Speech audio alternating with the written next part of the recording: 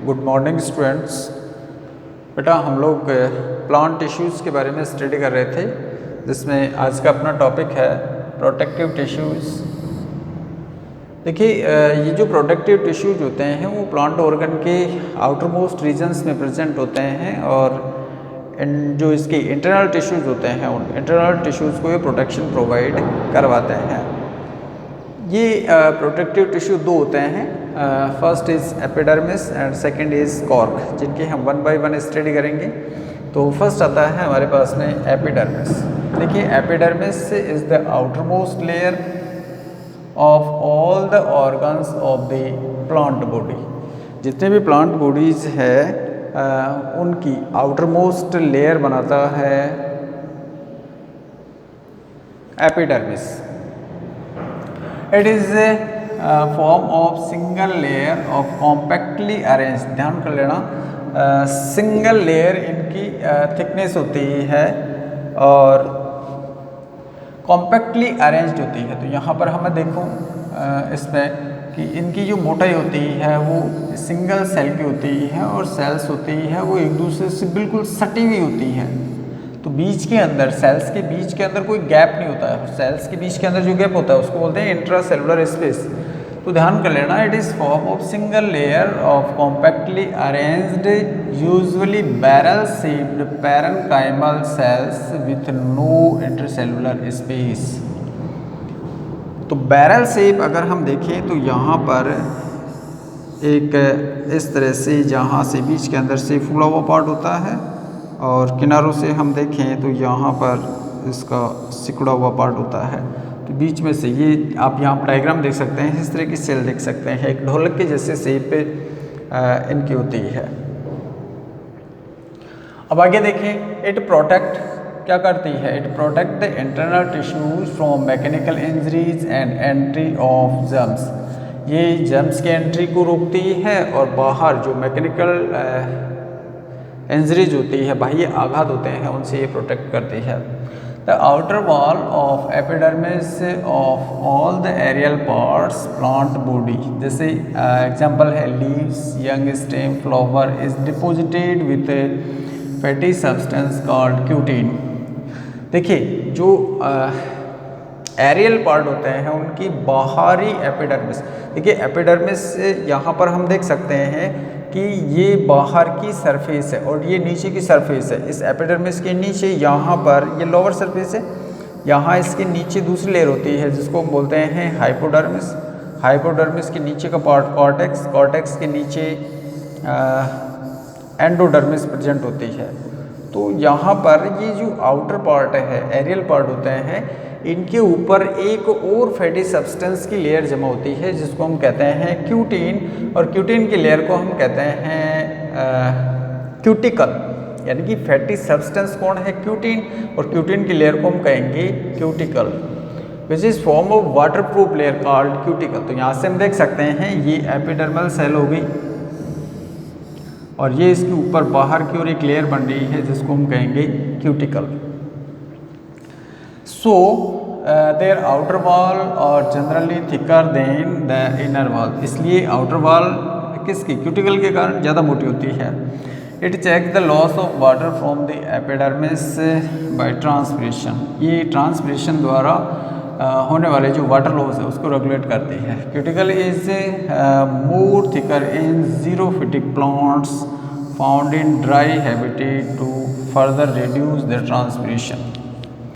तो जीरोफिटिक होते हैं रेगिस्तानी इलाकों के अंदर जो प्लांट्स प्रेजेंट होते हैं। देखिए बेटा यहाँ पर मान लिया ये प्लांट है और ये जीरोफिटिक है, रेगिस्तानी इलाके में है, तो हम सोच सकते हैं कि जो डेजर्ट एरियाज है वहाँ पर सॉइल के अंदर वाटर कम है, तो इसकी रूट को तो प्रॉपर वे में वाटर नहीं मिल रहा है, और ट्रांसपिरेशन के थ्रू मान लिया इसकी लीफ से वाटर लगातार रिमूव हो रहा है, तो उस कंडीशन में तो इस प्लांट के अंदर वाटर की डेफिशिएंसी हो जाएगी, प्लांट की डेथ हो जाएगी। तो इस कंडीशन में क्यूटिकल जीरोफिटिक प्लांट के अंदर ट्रांसपिरेशन को रोकता है।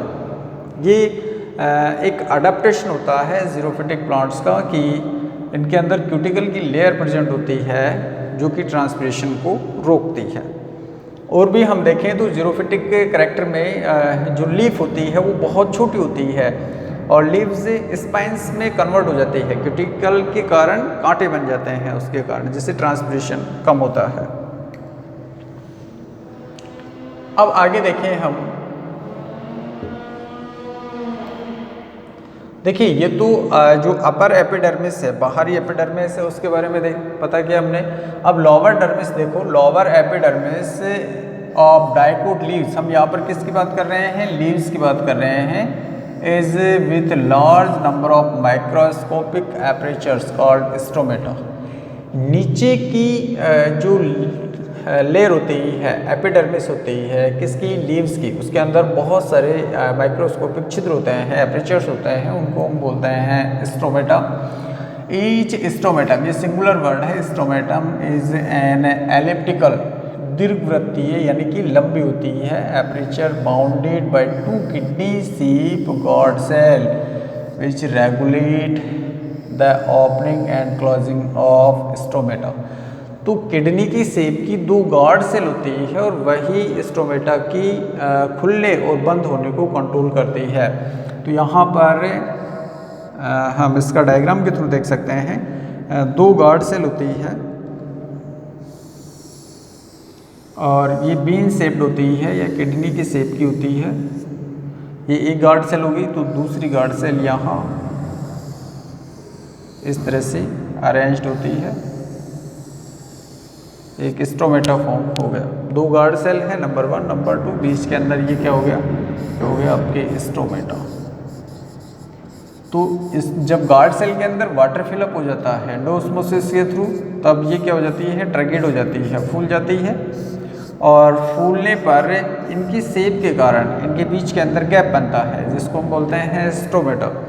तो जब ये ट्रैगेड हो जाती है, फूल जाती है, तो उस समय स्टोमेटा ओपन हो जाता है। एटमॉस्फेयर की जो कार्बन डाइऑक्साइड है वो अंदर इंटेक कर ली जाती है और ऑक्सीजन को रिमूव कर दिया जाता है और साथ के अंदर ट्रांसपिरेशन भी होगा, वाटर भी रिमूव होता है ऑक्सीजन के साथ में। तो ये फोटोसिंथेसिस के दौरान स्टोमेटा क्लोज होते हैं, बंद होते हैं।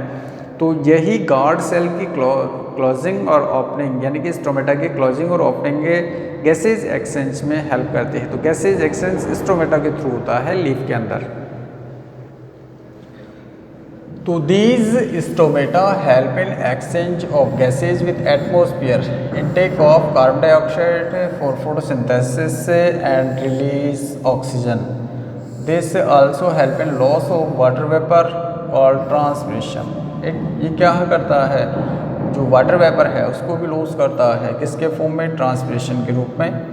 Which develop a force, transpiration क्या करता है, डेवलप करता है एक फोर्स जिसको हम कहेंगे ट्रांसपिरेशन पूल, वाष्पोत्सर्जन खिंचाव होता है। Which help in absorption of water by the roots and ascent of sap. तो जब ऊपर से देखो, ऊपर से जब ट्रांसपिरेशन होगा तो नीचे के पार्ट्स के अंदर ट्रांसपिरेशन पूल लगता है, उसके कारण जो रूट्स है वो वाटर एब्जॉर्ब को इंक्रीज करते हैं। इसके अलावा एसेंट ऑफ सेप का मतलब है कि रूट के द्वारा, ये मान लिया ये प्लांट है, रूट ने वाटर को एब्जॉर्ब कर लिया, तो रूट द्वारा एब्जॉर्ब वाटर को प्लांट की डिफरेंट पार्ट के अंदर पहुंचाना, जड़ों द्वारा या रूट द्वारा एब्जॉर्ब वाटर प्लांट के डिफरेंट पार्ट में पहुंचाना कहलाता है ascent of shape.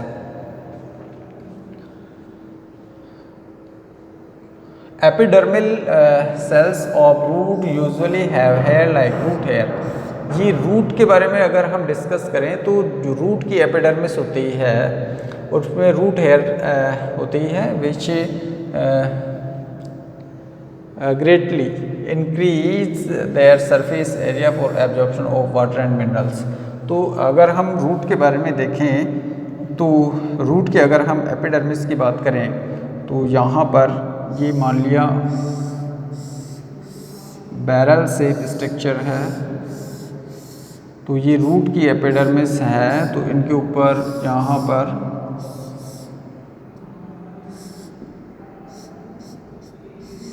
Hair root present होते हैं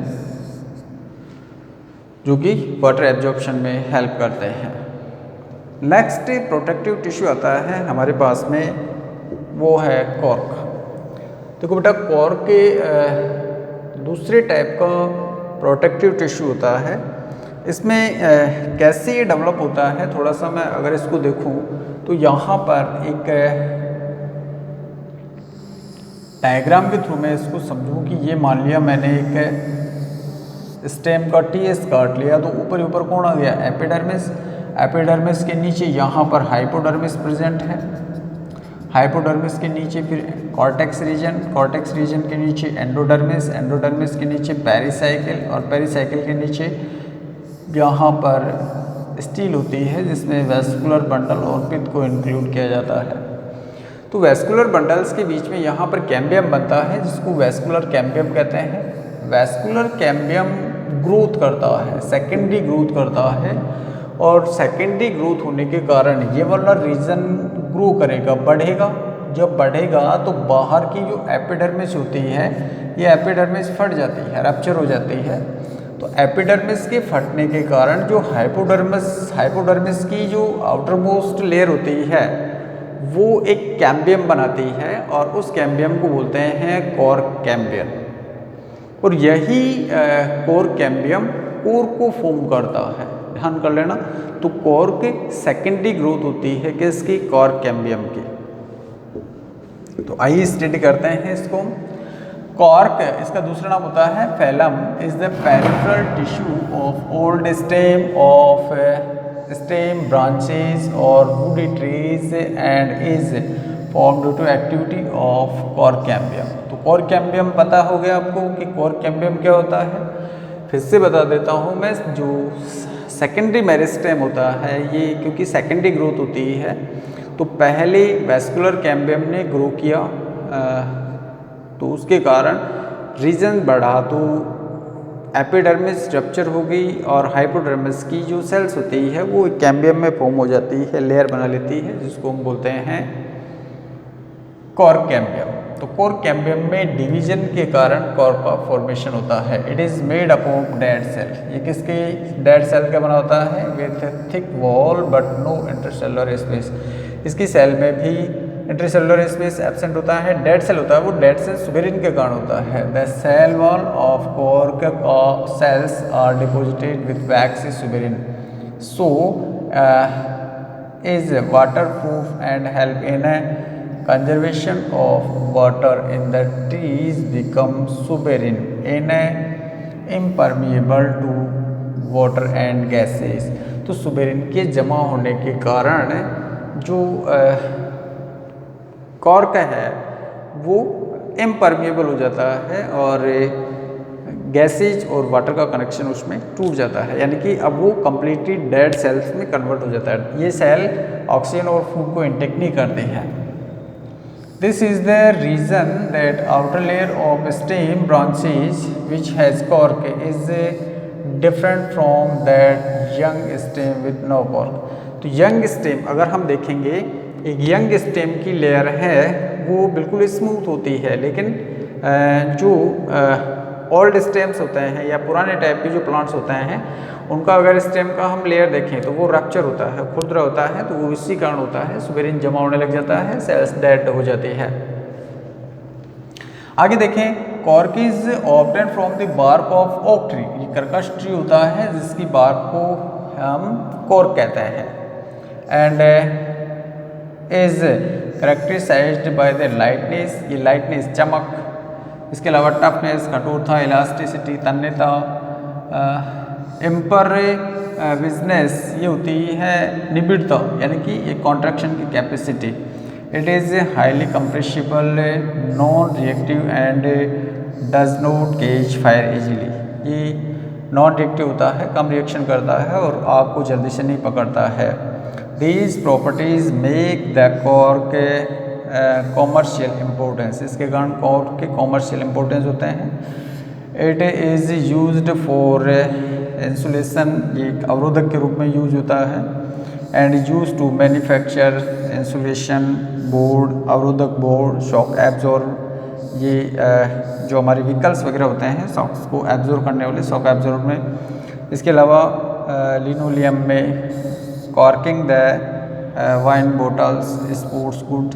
तो स्पोर्ट्स गुड में जो ढक्कन होते हैं बोटल्स के, उनके अंदर इस कोर का यूज होता है। एक बार मैं यहाँ पर इस डायग्राम को देखूँ तो देखिए आउटर मोस्ट रीजन क्या हो गया, ये क्या हो गया, क्यूटिकल। क्यूटिकल के नीचे ये सिंगल सेल की थिकनेस वाली क्या हो गई, एपिडर्मिस, और एपिडर्मिस के नीचे हो जाता है कॉर्क। तो कॉर्क कब बनता है, जब एपिडर्मिस रप्चर हो जाती है, तो उस कंडीशन में यहाँ पर कैम्बियम बनता है और फैलम बनाता है। और उस फैलम के नीचे की सेल्स होती है, ये कॉर्टेक्स की सेल्स होती है, फेलोजन जस्ट नीचे की, और इसी के नीचे ये पूरा का पूरा जो एरिया होता है ये कॉर्टेक्स का ही एरिया होता है, जो कि फाइनली क्या बनाता है, एक पेरिड्रम बनाता है, फैलम, फेलोजन, फेलोड्रम और कॉर्टेक्स। तो आज के इस वीडियो में हमने जो प्रोटेक्टिव टिश्यूज होते हैं उनके बारे में डिस्कस किया है स्टूडेंट। इसके आगे हम एक छोटी सी एक्टिविटी है, उस एक्टिविटी को भी देख लेते हैं। अभी ये एक्टिविटी है हमारे पास में कि हम एक डाइकोट लीफ लेते हैं और उस लीफ को हम डिसेक्शन करके देखते हैं नीचे की लेयर के अंदर। तो उसके अंदर बहुत सारे यहाँ पर स्ट्रोमेटा, देखिए यहाँ पर ये एक स्ट्रोमेटा है, यहाँ पर ये स्ट्रोमेटा है, स्ट्रोमेटा है, तो बहुत सारे स्ट्रोमेटा अपेयर होते हैं। स्ट्रोमेटा का अगर हम स्ट्रक्चर देखें यहाँ पर तो 2 गार्ड सेल होती है, एक गार्ड सेल, 2 गार्ड सेल, बीच के अंदर ये स्ट्रोमेटल पोर होते हैं। जो गार्ड सेल होती है उनमें क्लोरोप्लास्ट भी होता है, न्यूक्लियस प्रेजेंट होता है इनके अंदर। इसकी जो कवरिंग सेल्स होती है गार्ड सेल की, उनको एक्सेसरी सेल या सब्सिडरी सेल्स कहते हैं। तो ये वाटर फिल करने में और वाटर को रिमूव करने में हेल्प करती है। ये इसमें आयंस की एक्टिविटी के कारण होता है। ये देखिए हमारे पास में एक एक्टिविटी है, show the pressure of epidermis and stromata on a leaf. तो ये सबसे पहले हम क्या करते हैं, flash plugged leaf of Rhoeo plant का एक लीफ लेते हैं, stretch the upper side and break it applying the pressure in such way that its peel or skin projections out। तो हम क्या कर रहे हैं, इसकी स्किन ले लेते हैं, पील ले लेते हैं, और उस पील के अंदर हम क्या करते हैं, इस पील में हमें उसको पेट्री में लेकर के एक छोटा सा टुकड़ा निकाल लेते हैं, और उस टुकड़े को हम सैफ्रनिन से स्टेन करते हैं। ध्यान कर लेना, स्टेनिंग के लिए सैफ्रनिन का यूज़ किया जाता है। Into watch glass and stain peel about 2 minute, 2 minute के लिए स्टेनिंग करते हैं। और फिर इसके बाद में now put stain peel the clean side drop glycerine and water gently place in cover slip on it. अब उस जो पार्ट है अपन ने जो कट लिया है किसका, पील का, यानी कि रियो की जो लीफ है उसकी पील का स्टेन किया हुआ पार्ट है, उसको स्लाइड के ऊपर रख करके कवर स्लिप लगा देते हैं, और फिर उसके बाद में उसका ऑब्जर्वेशन करते हैं। तो ऑब्जर्वेशन में क्या देखते हैं हम, presence of number of stromata is bounded by 2 kidney shaped guard cell. ये हम पहले भी डिस्कस कर चुके हैं। Between the stromata there are flat and compactly arranged epidermis cell with no intercellular space. Epidermis cell भी इसके अंदर प्रेजेंट होती है। तो हम एक स्ट्रोमेटा के बारे में भी हमने यहाँ पर देख सकते हैं, हम किस तरह से एक स्ट्रोमेटा अपीयर होता है। यहाँ पर इस वाले डायग्राम में भी देख सकते हैं, स्ट्रोमेटम, chloroplast, guard cell, epidermis cell, nucleus present है। और यहाँ पर हम देखें ऑब्जर्वेशन में, जो हमने अभी भी डायग्राम देखा था, इस डायग्राम में हमने देखा कि ये इस तरह की स्ट्रक्चर ऑब्जर्वेशन में आएगी, और ये एक स्ट्रोमेटा की हमने ब्रीफली स्टडी कर ली है। ठीक है स्टूडेंट, थैंक्स।